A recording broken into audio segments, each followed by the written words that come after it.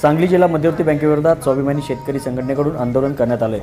बँकेच्या मध्यवर्ती कार्यालयासमोर स्वाभिमानी शेतकरी संघटनेकडून बोंबाबोंब आंदोलन करत बँकेच्या कर्ज व कर्ज वाटप धोरणाचा निषेध नोंदवण्यात आला आहे। जिल्हा मध्यवर्ती बँकेकडून सर्वसामान्य शेतकऱ्यांना देण्यात आलेल्या कर्जाची वसुली सक्तीने करण्यात येत आहे। मात्र दुसरीकडे बँकेतल्या बड्यात कर्जदारावर कोणत्याही प्रकारची कारवाई करण्यात येत नसल्याचा आरोप स्वाभिमानी शेतकरी संघटनेने केला आहे।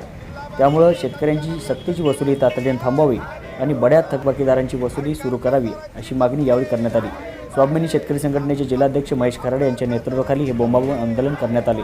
तसेच बँकेने मनमानी कारभार न थांबवल्यास जिल्हा मध्यवर्ती बँकेच्या कार्यालयास टाळे ठोकू असा इशारा यावेळी स्वाभिमानीकडून देण्यात आला आहे।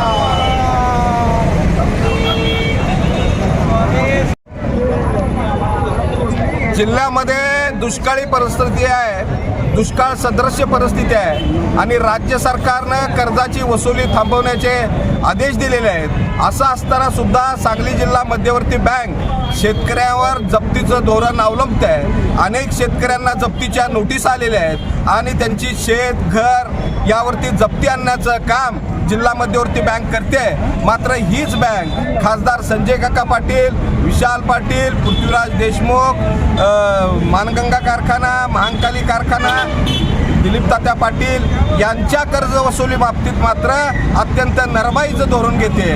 म्हणजे बड्यांच्या पुढे नांगे आणि शेतकऱ्यांच्यावरती जप्ती अशा पद्धतीचं जिल्हा बँकेचं धोरण सुरू आहे। हे धोरण आम्ही चालू देणार नाही।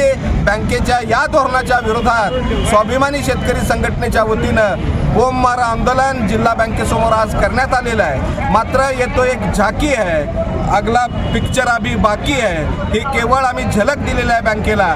बँकेनं आपलं धोरण थांबवलं नाही तर यापुढच्या काळात बँक चालू देणार नाही अशा पद्धतीचा निर्णय आम्ही या निमित्तानं घेत आहोत। निश्चितपणानं सामान्य लोकांच्यावरती जप्तीचं जे धोरण षडयंत्र बँकेचं सुरू आहे ते तातडीनं थांबवलं पाहिजे, अन्यथा बँकेला याला परिणामांना सामोरं जावं लागेल आणि त्याची सर्वस्वी जबाबदारी बँकेची असेल।